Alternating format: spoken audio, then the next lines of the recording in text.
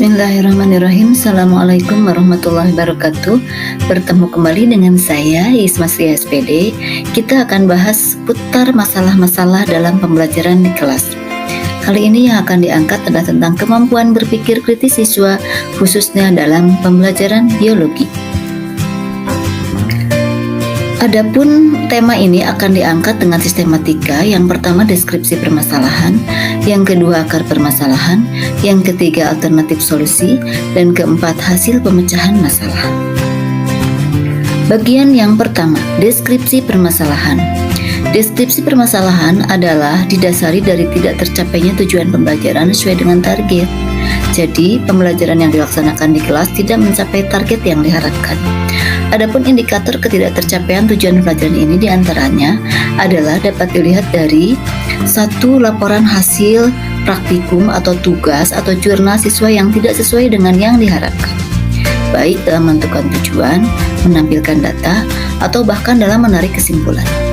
Kemudian yang kedua, laporan berupa pengisian LKS yang tidak tepat antara pertanyaan dengan jawaban yang diharapkan. Akar permasalahan.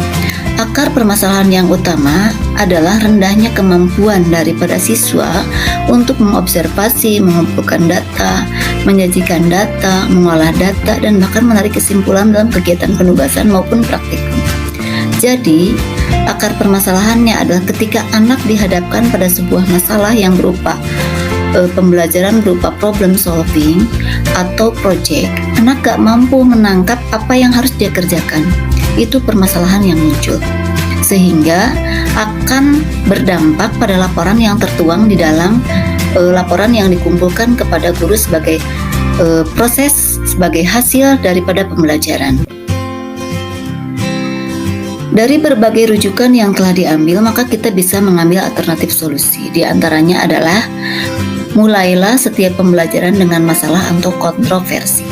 Sebenarnya memulai pembelajaran seperti ini sudah dimulai, yaitu bisa dengan menggunakan pembelajaran berbasis masalah atau problem based learning. Kemudian yang kedua adalah gunakan keheningan untuk membangkitkan refleks.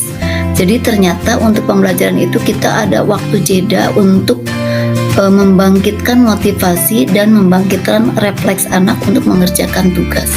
Kira-kira seperti itu.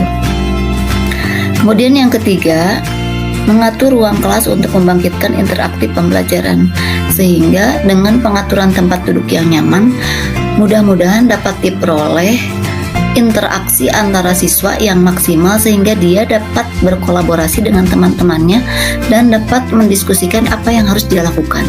Jadi LKS yang diberikan itu akan bekerja dengan baik sehingga dapat menuntun anak pada konsep yang diinginkan. Kemudian selanjutnya adalah alternatif solusi yang keempat. Ternyata harus butuh perpanjangan waktu untuk pembelajaran atau extend class time.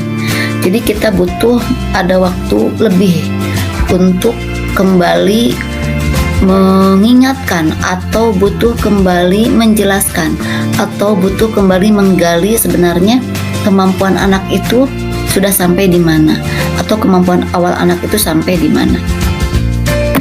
Kemudian yang berikutnya adalah alternatif solusi yang kelima, ciptakan lingkungan pembelajaran yang nyaman. Ternyata situasi kelas itu sangat membantu atau sangat mendukung atau bahkan menentukan dalam keberhasilan suatu proses pembelajaran di kelas. Sebagai contoh adalah posisi duduk yang tidak nyaman, pencahayaan yang kurang, atau banyak sampah di kelas. Maka sebisa mungkin sebelum kita mulai pembelajaran, kita harus kondisikan dulu supaya lingkungan pembelajaran itu menjadi nyaman untuk anak-anak kita.